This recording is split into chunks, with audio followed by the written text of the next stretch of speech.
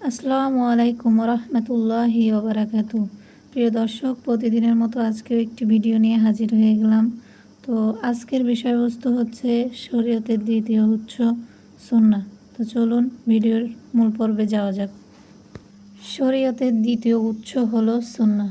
সুন্নাহ অর্থ রীতিনীতি। ইসলামী পরিভাষায় মহানবী সাল্লাল্লাহু আলাইহি সাল্লামের বাণী, কর্ম ও তার সমর্থিত রীতিনীতিকে সুন্নাহ বলে।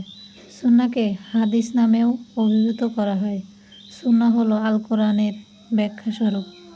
আল্লাহ তাআলা কোরআন মাজিদে বিভিন্ন বিষয়ে সংক্ষিপ্ত মূলনীতি বর্ণনা করেছেন, আর মহানবী সাল্লাল্লাহু আলাইহি সাল্লাম তার সুন্নাহর মাধ্যমে এসব বিধিবিধান ও বিষয়সমূহ ব্যাখ্যা বিশ্লেষণ করেছেন। আল্লাহ তাআলা বলেন, আর আমি আপনার প্রতি কোরআন নাজিল করেছি মানুষকে সুস্পষ্টভাবে বুঝিয়ে দেওয়ার জন্য, যা তাদের প্রতি নাজিল করা হয়েছে। সূরা আন-নাহল আয়াত ৪৪। একটি উদাহরণের মাধ্যমে এ বিষয়টি স্পষ্ট হতে পারে।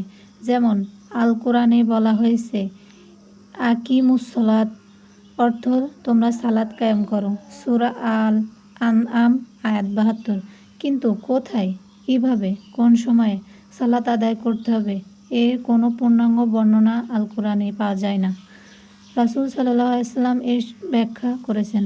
তিনি সালাতের সমস্ত নিয়মকানুন তার হাদিস বা সুন্নাহ এর মাধ্যমে বিশ্লেষণ করেছেন। এভাবে আল কোরআনের নির্দেশ ও সুন্নাহ বর্ণনার মাধ্যমে সালাত প্রতিষ্ঠিত করেছেন।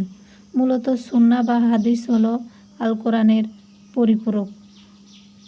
আল্লাহ তাআলা বলেন, রাসূল সাল্লাল্লাহু আলাইহি ওয়াসাল্লাম তোমাদের যা দেন তা তোমরা গ্রহণ করো, আর তোমরা যা নিষেধ করে তা থেকে বিরত থাকো। সূরা আল হাশর আয়াত ৭।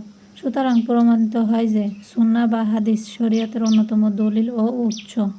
আল কোরআন পরেই এর স্থান।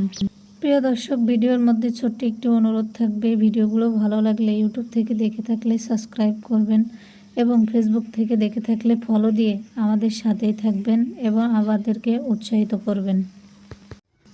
প্রকৃতপক্ষে কোরআন ও হাদিস ইসলামী শরীয়তের সর্বপ্রধান দুটি উৎস।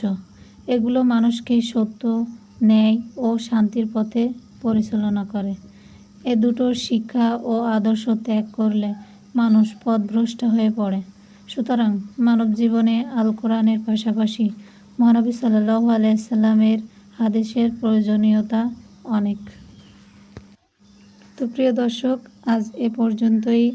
সবাই ভালো থাকবেন এবং ইসলামের গুরুত্বপূর্ণ বিষয় সম্পর্কে জানতে আমাদের চ্যানেলের সাথেই থাকবেন এবং আপনাদের যে কোনো মতামত আমাদের কমেন্টে জানাতে পারেন। সুতরাং সবাই ভালো থাকবেন। আল্লাহ হাফেজ।